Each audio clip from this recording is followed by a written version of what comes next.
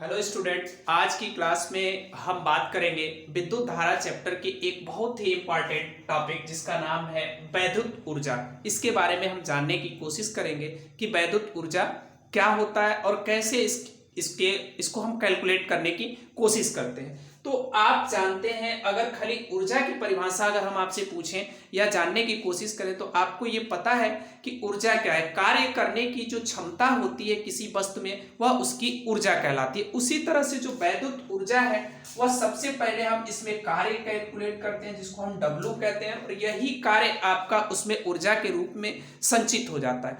तो W equal to होता है V इंटू क्यू के बराबर। यानी W क्या हो गया, जहां W आपका हो गया कार्य, और यही कार्य आपका आगे चल के ऊर्जा के रूप में संचित हो जाएगा। V आपका है विभव और Q आपका है आवेश। तो किसी भी यंत्र की अगर आपको वैद्युत ऊर्जा कैलकुलेट करनी है तो उसके विभव और उसके आवेश का आपस में आप मल्टीप्लाई कर लें तो हमें उसका कार्य मिल जाता है, और यही कार्य आगे चल के ऊर्जा के रूप में संचित हो जाता है। अगर इसको हम समीकरण 1 कहें तो ये हो जाएगा W equal to Q into V। अब आप यहां से ओम का नियम अगर अप्लाई कर लें तो ओम के नियम से देखिए क्या हो गया। ओम के नियम से आप जानते हैं V upon I equal to R. V upon I equal to R हो गया। अब यहां से अगर हम ये कैलकुलेट करने की कोशिश करें V equal to I R, V equal to I R हो गया। अब इस V का मान अगर हम समीकरण 1 में रख देते हैं तो समीकरण 1 से क्या हो जाएगा, W इक्वल टू V की जगह पे हमने क्या रख लिया, आई आर इंटू क्यू। तो क्या हो गया फार्मूला हमारे पास, I into R into Q. यह आपका एक फार्मूला बना। हमने क्या कर लिया, इसमें से V को रिप्लेस कर दिया by using Ohm's law. Ohm's के नियम से हमने क्या किया, V upon I equal to R से V की वैल्यू हमने कैलकुलेट कर ली। इसको अगर हम समीकरण 2 कहें तो कोई दिक्कत नहीं होनी चाहिए। दूसरी चीज आप जानते हैं वैद्युत धारा I equal to Q upon T होता है, और यहां से अगर हम Q कैलकुलेट कर लें तो ये I इंटू टी हो जाएगा। अब इस Q equal to I into T का मान अगर हम समीकरण 2 में रखते हैं तो समीकरण 2 से देखिए क्या हो गया, W equal to I into R into I into T.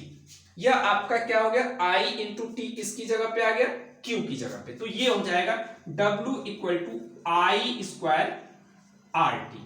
यह आपका क्या निकल के आ गया, एक फार्मूला निकल के आ गया वैद्युत ऊर्जा का कि W equal to I square R T. अब ये देखिए आपके पास कितने फार्मूले मिल गए। एक फार्मूला ये मिल गया पहला, दूसरा फार्मूला आपको ये मिल गया, और तीसरा फार्मूला आपको ये मिल गया। अब सवाल ये उठता है कि जब 3 फार्मूले आपके पास आ गए तो इन फार्मूलों को हम कैलकुलेट कैसे करेंगे।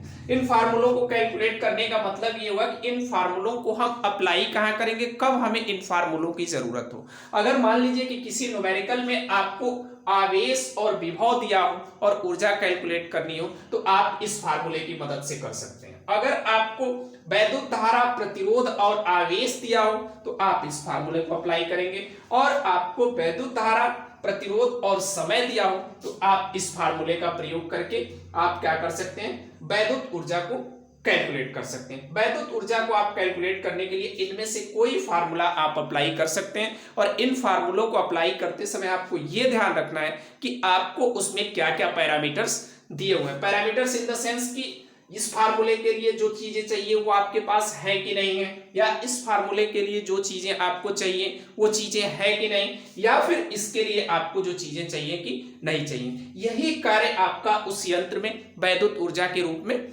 संचित हो जाता है। तो ये रहा आपका वैद्युत ऊर्जा के बारे में कि किसी भी यंत्र की हम वैद्युत ऊर्जा के बारे में कैसे गणना करते हैं। दूसरा इसमें एक और बहुत इंपॉर्टेंट टॉपिक है, छोटा सा ही है, ये पूछा जाता है, इससे 2-3 सवाल आपके यूपी बोर्ड के एग्जाम में पूछे जाते हैं। उसका नाम है, अगर हम बात करें उस टॉपिक का तो उसको हम कहते हैं वैद्युत शक्ति।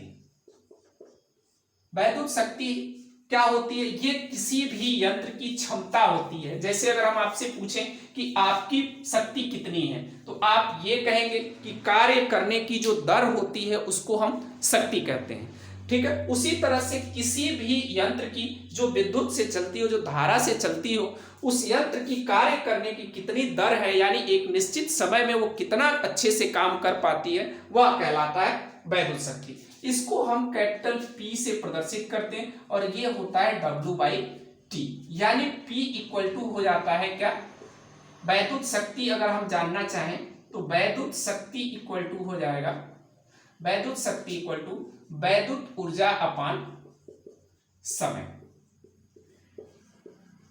यानी किसी भी वस्तु की कार्य करने की जो दर है वह क्या हो जाती है, वैद्युत शक्ति कहलाती है। ये ऊर्जा जो है ये आपके कार्य के रूप में आपको मिलेगी, ये डायरेक्टली आपको ऊर्जा के रूप में नहीं मिलती है। अब देखिए ये तो हो गया आपका वैद्युत शक्ति। अगर इसके मात्रक की हम बात करें, ये बहुत इंपॉर्टेंट है इसका मात्रक, तो P इक्वल टू क्या है आपके पास, W/T है। हमने आपको पहले भी अपने लेक्चर में बताया है कि कभी भी आपको मात्रक जो है वो रटना नहीं है, आपको मात्रक क्या करना है, निकालने आना चाहिए। छोटे छोटे मात्रक हैं, आसान होते हैं, इनका कैलकुलेशन आसान होता है। तो इसके मात्रक को अगर हम निकालने की कोशिश करते हैं तो ये कार्य है, तो इसका मात्रक क्या होता है, जूल होता है, और ये सेकेंड होता है। तो इसको हम लिखते हैं जूल प्रति सेकेंड, और इसी को हम लिखते हैं वाट, या इसको हम कैपिटल W से प्रदर्शित करते हैं। तो वैद्युत शक्ति का मात्रक क्या हो गया, वाट हो गया। अब दूसरी चीज देखिए,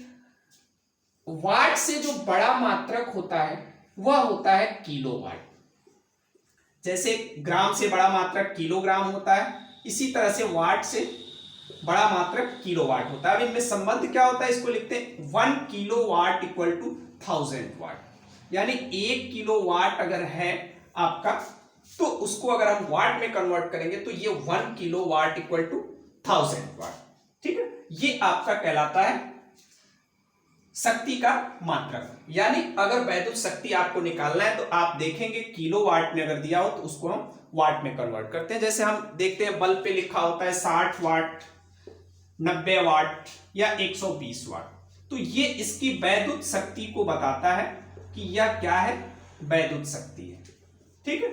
यानी इसके जो कार्य करने की क्षमता है, कार्य करने की जो दर है वह बताता है। ये 60 वाट लिखा है, 90 वाट लिखा है, या 100 वाट, 120 वाट लिखा है। अब देखिए ये तो हो गया इसके फार्मूले की बात और इसके मात्रक की बात। अब देखते हैं कि क्या इसको हम किसी और तरीके से लिख सकते हैं या इसका कुछ और फार्मूला निकल के आ पाता है कि नहीं आ पाता है। तो यहां से हम ये देखने की कोशिश करेंगे कि P इक्वल टू W/T है। अभी पीछे जो डेरिवेशन हमने किया है उस डेरिवेशन में आप क्या कर सकते हैं, W की वैल्यू अगर यहां से हम रखें तो P इक्वल टू क्या था, V इंटू Q/T था, ठीक है। क्या आ गया, W इक्वल टू, चूंकि आप यहां लिख भी सकते हैं कि W इक्वल टू क्या था, V into Q। Last derivation में भी हमने आपको बताया है कि वैद्युत ऊर्जा जो होती है वो किए गए कार्य के रूप में हमें यहां मिल जाती है। अब यहां पे एक चीज देख रहे हैं, अगर इसको हम इतना लिख लें तो ये इस तरह से हो जाएगा। और हम ऐसा क्यों कर रहे हैं, आपको ये देखने के लिए इसलिए मिलेगा कि अभी आपको हमने बताया कि I इक्वल टू होता है Q/T। ये एक फार्मूला होता है, वैद्युत धारा इक्वल टू आवेश बटा समय। अब V है तो इसकी जगह पे हम क्या रख लेंगे, I। तो P इक्वल टू एक फार्मूला आपको क्या मिल गया, V इंटू I। अब आपका मन ये कह रहा है कि हम ये नहीं चाहते हैं कि इसमें V आए, या हम ये नहीं चाहते हैं कि इसमें I आए। तो इसको अगर हम इक्वेशन 1 मान लेते हैं तो देखिए क्या होगा।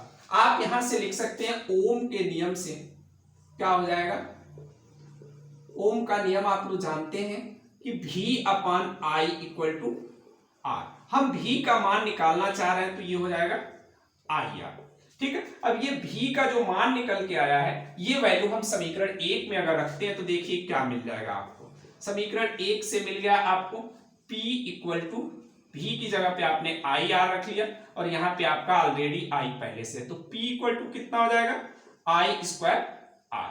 यह आपका एक समीकरण 2 बन गया। अब आप देखिए आपके पास क्या था, शुरुआती में आप कहां से चले थे, P इक्वल टू W/T से, फिर W को रिप्लेस किया आपने, फिर आपने क्या किया, इसको धारा के फॉर्म में ले आए। यहां पे देखिए कहीं पर भी ना आपके पास विभव था ना कहीं पर आपके पास धारा थी, लेकिन इसकी मदद से हमने ये चीज प्राप्त की। अब दूसरी चीज यहाँ पे ये है, हम ये चाहते हैं कि ये आई खत्म हो जाए यहां से, या इस फार्मूले में जो आई आ रहा है इस आई को हम हटाने की कोशिश करें। तो अगर हम आई हटाने की कोशिश करें तो पुनः आप क्या कर सकते हैं, ओम के नियम से देख सकते हैं क्या हो जाएगा, V upon I equal to R, या आई आप निकालें तो क्या हो जाएगा, V अपान आर हो जाएगा। और ये V अपान आर जो है आई के इक्वल होगा, ये समीकरण 1 में रख दीजिए। तो समीकरण 1 से क्या हो जाएगा, P इक्वल टू V आपका पहले से रहेगा 1 और I की जगह पे कितना आ गया, V अपान आर। तो P equal to V square upon R, ये एक आपका और फार्मूला निकल के आ गया, इसको हम कह देते हैं समीकरण 3। अब आप देखिए आपके सामने सवाल क्या निकल के आ रहा है। एक आपके पास formula P equal to V into I है, एक आपके पास P equal to I square R हो गया, और दूसरा एक फार्मूला निकल के आया है P equal to V square upon R. ये तीनों जो फार्मूले हैं, इन तीनों फार्मूले की मदद से हम क्या करते हैं, वैद्युत शक्ति की गणना कर सकते हैं। इस पे आपको फार्मूले पूछे ही जाते हैं, ऑब्जेक्टिव में पूछे जाते हैं। दूसरा, इस पर सवाल जो पूछा जाता है वो बहुत इंपॉर्टेंट है। इस तीनों में से जो भी डाटा आपको दिया होगा, एक फार्मूला आपको यहां दिख रहा है, एक यहां दिख रहा है और एक यहां दिख रहा है, इन तीनों में जिस फार्मूले के अकॉर्डिंग आपको डाटा दिया होगा उस फार्मूले के अकॉर्डिंग हम क्या करेंगे, वैल्यू रखेंगे और उसको फिर से हम क्या कर सकते हैं, फाइंड आउट कर सकते हैं। इसमें छोटा सा 1-2 टॉपिक और बच रहा है, जैसे किलोवाट घंटा है और इससे रिलेटेड न्यूमेरिकल है, जो कि हम अगले लेक्चर में अपने बात करेंगे। आज के लेक्चर में हमने विद्युत ऊर्जा और विद्युत शक्ति के बारे में बात की, दोनों के लिए आपको हमने फार्मूले कैलकुलेट करके बताया। इनसे रिलेटेड जो न्यूमेरिकल है और 1-2 छोटे टॉपिक हैं वो हम अपने अगले वीडियो लेक्चर में आपको बताएंगे कि कैसे इन फार्मूलों का यूज करके आप क्या कर सकते हैं, न्यूमेरिकल कैलकुलेट कर सकते हैं। किसी भी यंत्र की इलेक्ट्रिकल डिवाइस की आप क्या कर सकते हैं, वैद्युत शक्ति कैलकुलेट कर सकते हैं, या उसकी ऊर्जा कैलकुलेट कर सकते हैं कि कितनी ऊर्जा उसमें खपत हो रही है। Thank you.